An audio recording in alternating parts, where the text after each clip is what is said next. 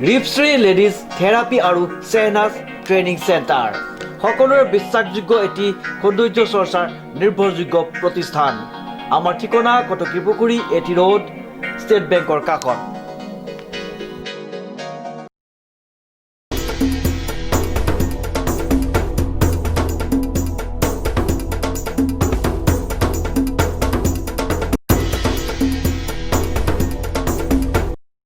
নমস্কাৰ, নিউজ নাওৰ সমূহ দৰ্শকক স্বাগতম জনাই মই উৎপল দাসে আৰম্ভ কৰিছোঁ আমাৰ বিশেষ অনুষ্ঠান। আৰু এই অনুষ্ঠানত আমি নিমন্ত্ৰণ কৰি আনিছিলোঁ আমাৰ ষ্টুডিঅ'লৈ আমাৰ সকলোৱে পৰিচিত যোৰহাটৰ যোগেশ্বৰ বিৰাজ দত্ত ডাঙৰীয়া। আপোনাক নমস্কাৰ জনাই আমাৰ এই অনুষ্ঠান আৰম্ভ কৰিছোঁ। যিহেতু যোৱা সপ্তাহত আমি পাতি আছিলোঁ যে আমাৰ বৰ্তমানটোৰ ওপৰতে নিৰ্ভৰ কৰি আমি ভৱিষ্যতে গঢ় দিব পাৰোঁ, নহয় জানো? গতিকে সেইখিনি অকণমান আমাৰ সেইদিনাখন সময়ৰ অভাৱত আমি আধৰুৱা হ'ল। গতিকে সেই কথাটোকে যদি আজি আমি আকৌ আপুনি আমাক আগবঢ়াই লৈ যোৱাত সহায় কৰে বা আপুনি সেই বিষয়ে অকণমান জনায়, মই ভাবিছোঁ নিশ্চয় দৰ্শকসকল উপকৃত হ'ব। গতিকে আপোনাক অনুৰোধ জনাইছোঁ সেই কথাখিনিকে আকৌ অকণমান আপুনি আগুৱাই লৈ যাব। হয়, ধন্যবাদ। আমাৰ দৰ্শকসকলকো মোৰ ফালৰ পৰা শুভেচ্ছা জ্ঞাপন কৰিছোঁ। একজেক্টলি সেইদিনাখন আমি যিটো আলোচনা কৰিছিলোঁ যে আমি কিদৰে আমি বৰ্তমানটোক মানে ইউজ কৰি পেলাই আমি আমাৰ ভৱিষ্যতটো আমি তৈয়াৰ কৰিব পাৰোঁ, তাৰ বিষয়ে আজি আৰু অকণমান মই বহলাই ক'ম। সাধাৰণতে আপুনি দেখিব আজিকালি প্ৰায় দেখিবলৈ পোৱা যায়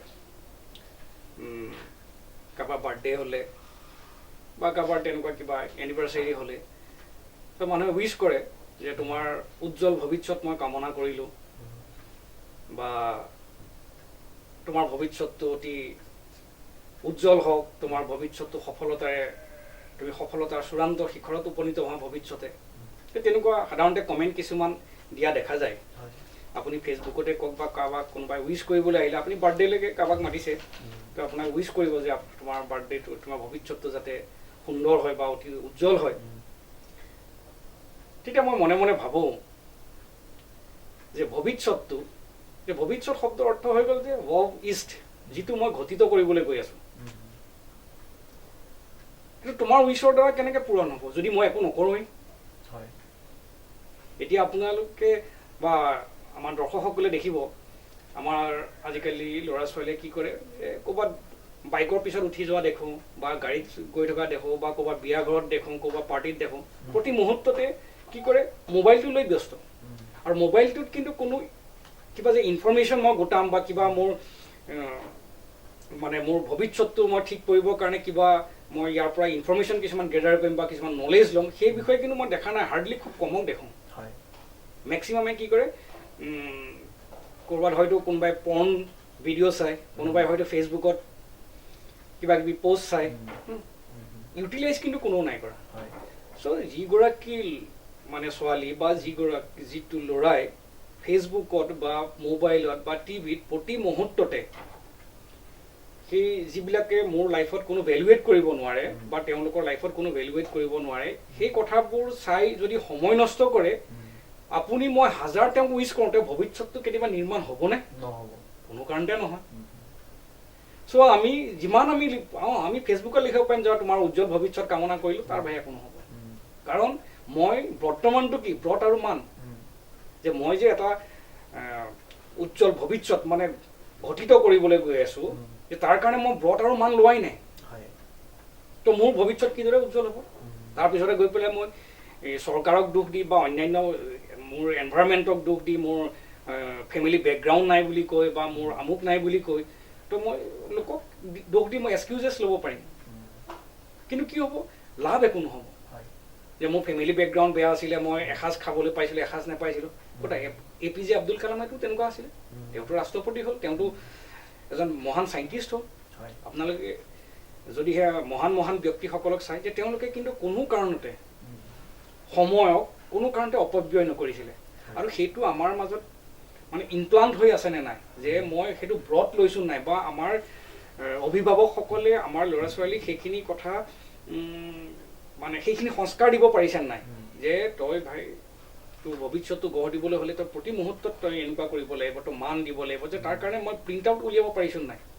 যদি নোৱাৰে তেতিয়াহ'লে কি হ'ব আপুনি এইখিনিকে কথা কৈ থাকিব লাগিব তই ভালকৈ পঢ় তই বেয়া কথা নকবি এইটোতো ৰিয়েক্টিভ জোন ইয়াত সেই ল'ৰাটোৰ কোনো মানে কি বুলি ক'ম কোনো ইয়াত কণ্ট্ৰলেই নাই কাৰণ সি ভিতৰৰ পৰা সম্পূৰ্ণ এটা বেলেগ মানুহ তাৰ ভিতৰত আইডেণ্টিটি বেলেগ তাৰ ভেলিউজ বেলেগ তাৰ বিলিফ বেলেগ আৰু সি সেই বিলিফৰ বা সেই ভেলিউজৰ দ্বাৰা বা সেই আইডেণ্টিটিৰ দ্বাৰা একজেক্টলি সি সেইখিনি কামেকে কৰিব বেলেগ একো কাম নকৰে কাৰণ আমাৰতো কোনো পাৰ্পাছ নাই প্ৰথম কথা হ'ল যে আমাৰ লাইফত কোনো পাৰ্পাছ নাই আপুনি চাবচোন যে তই কিয় জীয়াই আছ আপুনি যদি মানুহক আপুনি প্ৰায়ে মই মানুহক সোধোঁ যে তুমি কিয় জীয়াই আছা জীয়াই আছোঁ আৰু পাৰ্পাছ পাৰ্পাছ সেইটো কি বস্তু চ' এনেকুৱা কিছুমান কথা কয় যে সেই মানুহজনৰ লাইফটো কিদৰে সুন্দৰ হ'ব এইটো আমাৰ লাইফত আচলতে কোনো পাৰ্পাজেই নাথাকে কাৰো একো কামৰে এতিয়া আজি অলপ দিন আগতে আপোনাৰ লগত মই এটা কথা পাতিছিলোঁ যে আমাৰ ইভেন আমি বিয়াও পাতোঁ আমাৰ কোনো পাৰ্পাজ নাই এদিন মই এজন মানুহক সুধিলোঁ যে আপুনি বিয়া কিয় পাতিলে বোলে বিয়া এটা প্ৰকৃতিৰ এটা নিয়ম বংশ বৃদ্ধি কৰিব লাগে এইটো কৰিব লাগে সেইটো কৰিব লাগে নাই এইটোতো গ'ল হৈ গ'ল এইটো লক্ষ্য হৈ গ'ল লক্ষ্যৰ উদ্দেশ্যৰ মাজত পাৰ্থক্য আছে নহ'বা দুটা ৱৰ্ড নহ'লেহেঁতেন হয়নে নহ'বা লক্ষ্যকে উদ্দেশ্য বুলি ক'লেহেঁতেন লক্ষ্যক লক্ষ্য বুলি কৈছে আৰু উদ্দেশ্য এটা বেলেগ শব্দ কিয় গ'ল আৰু পাৰ্পাছ গ'ল মিনছ গ' অল য'ত সকলো যায় পাৰ্পাছ সম্পূৰ্ণ বেলেগ বস্তু আপুনি চাব আমি বিয়াও পাতোঁ আমাৰ যেতিয়া কোনো পাৰ্পাছ নাথাকে তেতিয়া কি হয় আমাৰ কেতিয়াও সাংসাৰিক জীৱনটো কেতিয়াও সুন্দৰ হ'বই নোৱাৰে এইটোৱে এটা প্ৰকৃতিৰ নিয়ম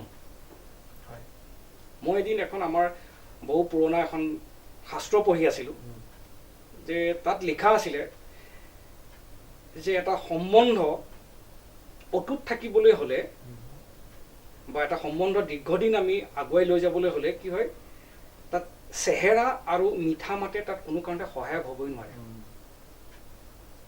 এটা আমাৰ সম্বন্ধ টিকি থাকিব যদি আমাৰ দুইজনৰে হৃদয় খুব পবিত্ৰ হয় আৰু কেতিয়াও নেহেৰুৱাৰ আমাৰ বিশ্বাসৰ প্ৰতিশ্ৰুতি থাকে কেতিয়াও নেহেৰুৱা তাৰপিছতে মই সেই কথাষাৰ পঢ়াৰ পিছত মই জিকাৰ খাই উঠাৰ নিচিনাকৈ উঠিলোঁ আৰু আমাৰ সেইসকল ঋষিমুনিসকলক সঁচাকৈ মই মূৰ দুৱাইছোঁ সেই মুহূৰ্ততে আৰু তাৰপিছতে মই অবজাৰ্ভ কৰিছোঁ যে একজেক্টলি হয়তো আপুনি যদি এই মুহূৰ্তত আপুনি এটা এক্সাম্পল লয় আপুনি চাব যে ঋতিক ৰোশন এই গোটেই পৃথিৱী এই সংসাৰতে এটা খুব ধুনীয়া ল'ৰা নহয়নে এই ৱৰ্ল্ড ৰেংকিঙতো আহিছে এই ধুনীয়া ল'ৰা তাক পাবৰ কাৰণে হয়তো বহু কোটি ছোৱালীৰ কি হৈছে ইচ্ছা আছে কিন্তু সেই ঋতিক ৰোশনকতো কোনোবা এজনী ডিভোৰ্চ দিলে কিয় তাৰতো চেহেৰাটো অতি সুন্দৰ কিন্তু পইচাও ঘটে বহুত তাৰতো কথাও শুৱলা তাক কিয় ডিভোৰ্চ দিব লগা হ'ল চ' তাৰপিছতে আপুনি চাব তেনেকুৱা যদি আপুনি এক্সাম্পল লয় দেখিব কৰিশ্মা কাপুৰ কওক তাৰপিছতে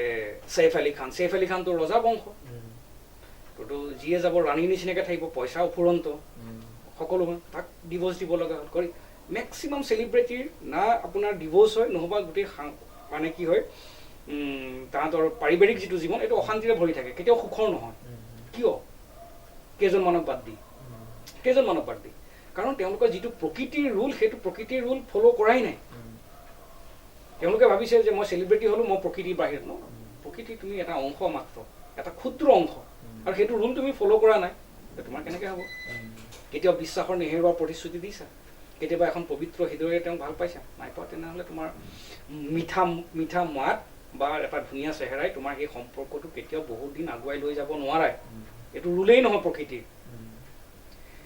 চ' তেনেহ'লে আমি কি কৰিব লাগিব যে আমাৰ কি হ'ব লাগিব আচলতে মই যিটো এনালাইচিছ কৰি মই পাইছোঁ যে আপুনিও এটা যদি আপুনি আজি অকণমান গভীৰভাৱে চিন্তা কৰে বা আমাৰ দৰ্শকসকলেও যদি গভীৰভাৱে চিন্তা কৰে যে মই এটা মাত্ৰ উলিয়াইছোঁ বাকী মই এই কৰা নাছিলোঁ যিটো মই মোৰ ঘৰত এপ্লাই কৰোঁ মই মোৰ পত্নীৰ লগত মই এপ্লাই কৰোঁ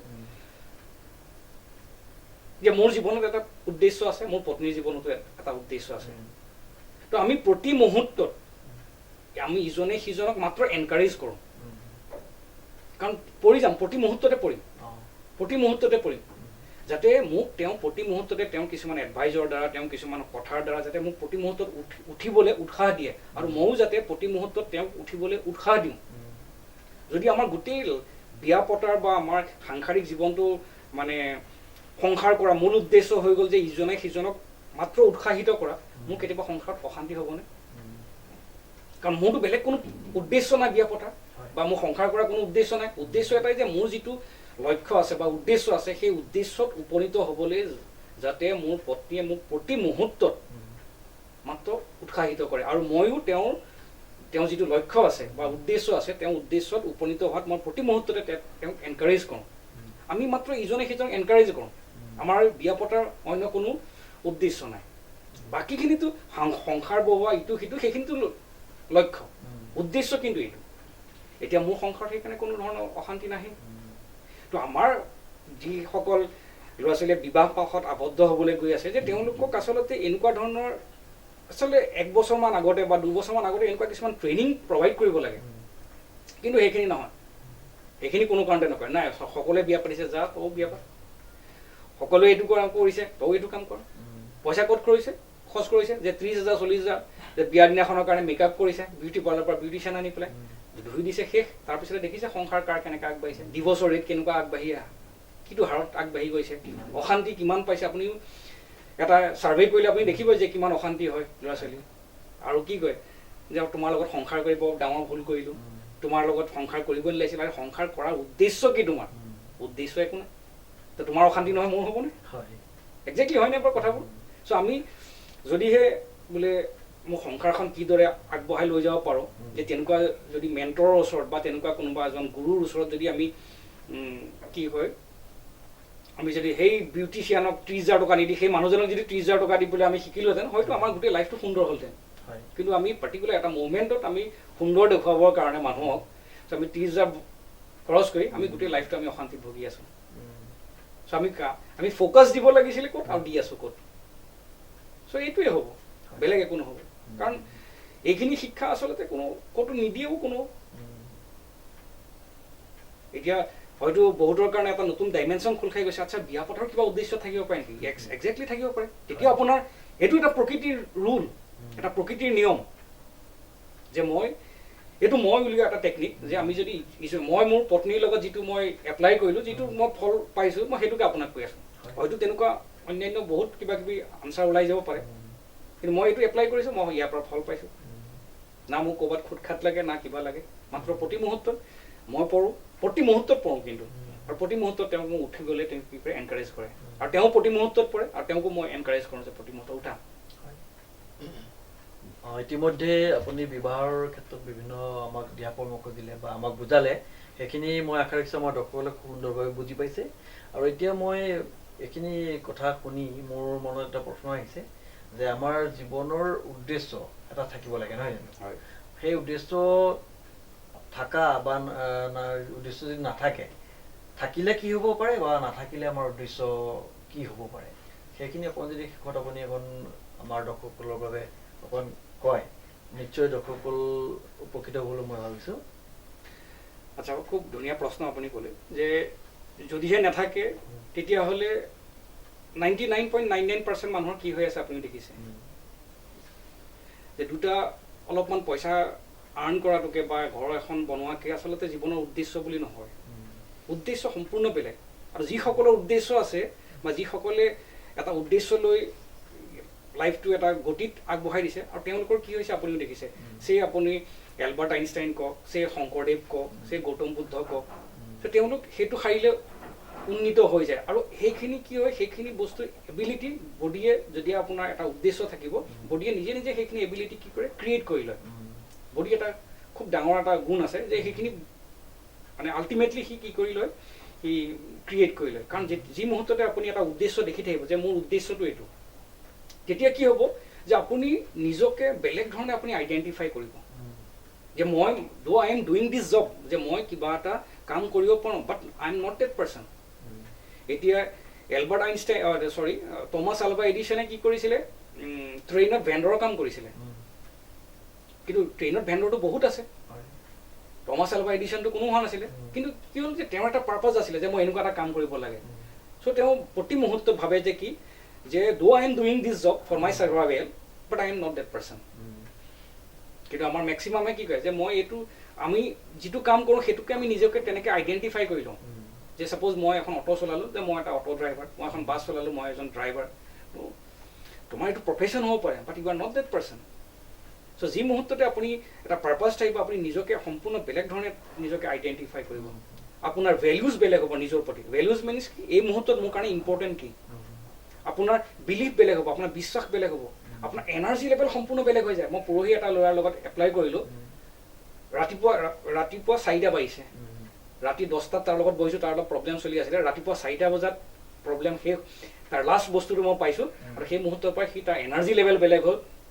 4টা বজাত সি মানে শুবলৈ গৈ 6টা বজাত সি উঠি পিজান মোক কৈছে, মোৰ আজি এনাৰ্জি লেভেল বেলেগ, মই আজি টোপনি ধৰা নাই, মই এক্সাইটমেণ্ট মই বেলেগ অনুভৱ কৰিছোঁ। এতিয়া মই গম পাইছোঁ যে ইয়েছ আই এম ডিফাৰেণ্ট। চ' আমাৰ তেতিয়া তেনেকুৱাই হয়, একজেক্টলি তেনেকুৱা হয় সকলো মানুহে, যে যেতিয়া মই এটা পাৰ্পাছ থাকিব, মানে সম্পূৰ্ণ নিজকে মই বেলেগ ধৰণে আমি আইডেণ্টিফাই কৰিম, আৰু তেতিয়া মোৰ ভেলিউজ বেলেগ হ'ব, তেতিয়া মোৰ কি হ'ব, আইডেণ্টিটি বেলেগ হ'ব। আৰু যদিহে নহয়, তেতিয়াহ'লে গোটেই জীৱনত সদায় কনফ্লিক্ট থাকি যায়, সদায় কনফ্লিক্ট থাকে।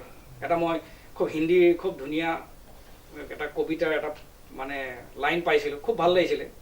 তাত লিখিছে, আঁখোं ने कहा दिन है, दिल ने कहा रात है, सुनूं तो किसकी सुनूं, यही तो मेरा बर्बादी का कारण है। মানে চকুৱে কৈছে যে দিন, আৰু অন্তৰে কৈছে ৰাতি। এতিয়া মানুহজনে কৈছে যে মই এতিয়া কি কৰোঁ, यही तो मेरे बर्बादी का कारण है, মোৰ বৰবাদীৰ কাৰণ এইটোৱে যে আমি কনফ্লিক্টৰ মাজত আছোঁ। যে এটা পাৰ্টে ক'ব যে এইটো কাম কৰ, এটা পাৰ্টে ক'ব যে চিগাৰেট খা, এটা পাৰ্টে ক'ব নাখাবি, এটা পাৰ্টে ক'ব যে মদ বেয়া বস্তু, এটা পাৰ্টে ক'ব যে আজি খাই লওঁ। গোটেই লাইফটো আমাৰ কি হয়, সদায় কনফ্লিক্টত জীয়াই থাকোঁ, আৰু সেই কনফ্লিক্টৰ নামেই হৈ গ'ল আনচাকচেছ। আৰু আপুনি চাব যে আমাৰ মহাভাৰতত কি হৈছে, গুৰু আছিলে কৌৰৱ পাণ্ডৱ দ্ৰোণাচাৰ্য, আৰু সেই সময়ত এটা প্ৰথা আছিলে যে ছাত্ৰসকল ইয়ালৈ যায়, গুৰুৰ আশ্ৰমলৈ যায়, তাত শিক্ষা গ্ৰহণ কৰে, গুৰুক দক্ষিণা দি পেলাই গুচি আহে। কিন্তু দ্ৰোণাচাৰ্যক তেওঁলোকে কিয় লৈ আহিলে নিজৰ ৰাজপ্ৰসাদলৈ? তো সেইটোৱে আমাক সম্পূৰ্ণ বেলেগ এটা বস্তু বুজাব কৈছে। আচলতে দ্ৰোণাচাৰ্য বুলি কওঁ, সংস্কৃতত দ্ৰোণ আচাৰ্য, দ্ৰোণ আচাৰ্য। দ্ৰোণ মিনছ ডুৱেট, ডুৱেট মিনছ ডুৱেলিজিম, ডুৱেলিজিম মানে কনফ্লিক্ট। যে আপোনাৰ জীৱনত আমাক আচলতে এইটোৱে বুজাব খুজিছে যে আপোনাৰ গোটেই জীৱনত সদায় কনফ্লিক্ট থাকিবই, আৰু এই কনফ্লিক্টৰ পৰা যিয়ে বচাব সিয়ে হ'ল দ্ৰোণাচাৰ্য। আমাৰ ওচৰত তেনেকুৱা কোনোবা মেণ্টৰ আছে? আমি কি কৰোঁ, যেতিয়া স্কুল শেষ কৰোঁ স্কুলৰ টিচাৰক বাদ দিলোঁ, যেতিয়া আমি কলেজ শেষ কৰোঁ আমি কলেজৰ টিচাৰক বাদ দিলোঁ। কিন্তু মোৰ লাইফটোক যেতিয়া মোৰ কনফ্লিক্টৰ মাজত মই থাকিম, যাৰ নাম আনচাকচেছ, যাৰ নাম মোৰ বৰবাদী, তো তাক মোক কোনে বচাব? তেনেকুৱা মেণ্টৰ আছেনে? মোৰ ওচৰত নাই। তেতিয়াহ'লে মোৰ লাইফটো তেনেকুৱাই হ'ব একজেক্টলি। তো সেইখিনি মানুহে ফ'ল' নকৰে। তো ফ'ল' নকৰাৰ কাৰণে দেখিছে 99.99% মানুহ সদায় আনচাকচেছ হৈ আছে। তো আমি এতিয়াও মই এতিয়া আপুনিও জানে যে মই গুৰুৰ লগত টাচত থাকোঁ, যে মোৰ সদায় ক্লাছ চলিয়ে থাকে। কিয়? আৰু আমাৰ গুৰুৱে আমাৰ তেখেতসকলৰ গুৰুৰ লগত টাচত থাকে, কাৰণ য'ত য'ত আমি ভুল কৰিম আমাক এটাই দেখুৱাই যে তই ভুল কি কৰিলি মাত্ৰ। আমি সদায় গোটেই বছৰটোত আমি কিজানি 8 মাহ মোৰ গুৰুৰ লগত মই টাচত থাকোঁ। আৰু ডাঙৰ কথা হ'ল যে মোৰ গুৰুৰ লগত টাচত থাকিবলৈ হ'লে মোৰ অলপ এক্সপেঞ্চিভ হৈ যায়, কাৰণ কোনো অসমৰতো নহয়, চব বাহিৰৰ। এনিৱে, কিন্তু তেখেতসকল সঁচাকৈ বৰ মহান জ্ঞানী মানুহ, বহুতেই জ্ঞানী মানুহ। আৰু মই আচলতে ইয়াৰ জৰিয়তে তেওঁলোকেতো এইবোৰ মানে ঢুকি নাপাব যে ইয়াৰ জৰিয়তে মই সেইসকল গুৰুক মানে মই মোৰ দুৱাইছোঁ যাতে, আৰু মই নিজকে মই খুব সৌভাগ্যশালী বুলি মই ভাবোঁ যে তেনেকুৱা এজন মই গুৰু পাইছিলোঁ, যাৰ ছত্ৰ ছায়াত আচলতে মই আজি এই মুহূৰ্তত আপোনাৰ মুখৰ আগত কথা ক'বলৈ মই সুবিধা পাইছোঁ। হয় প্ৰিয় দৰ্শকসকল, যিহেতু আজি আমাৰ সময় শেষ হ'ল, গতিকে আজি আমি আৰু আগুৱাব নোৱাৰিম। অহা সপ্তাহত পুনৰ আকৌ আমি আগুৱাই যাম, এনেধৰণে কিছু কথা বতৰা পাতিম। গতিকে আজিলৈ আপোনালোকৰ পৰা বিদায় মাগিছোঁ, আৰু শেষত আপোনাৰ সুস্বাস্থ্যৰ দীৰ্ঘায়ু কামনা কৰি আমি আগৰ অনুষ্ঠান ইয়াতে সামৰণি মাৰিছোঁ। নমস্কাৰ। যোৰহাট চহৰৰ সকলোৰে পৰিচিত, সকলোৰে বিশ্বাসযোগ্য এটি প্ৰতিষ্ঠান কাবেৰী লাইট হাউচ। আমাৰ প্ৰতিষ্ঠানত সকলো ধৰণৰ ইলেক্ট্ৰিকেল সামগ্ৰী, inverter, battery, geyser, decorative light, ফেন আদি পোৱা যায়। আমাৰ ঠিকনা কটকী পুখুৰী, এটি ৰোড, ষ্টেট বেংকৰ কাষত।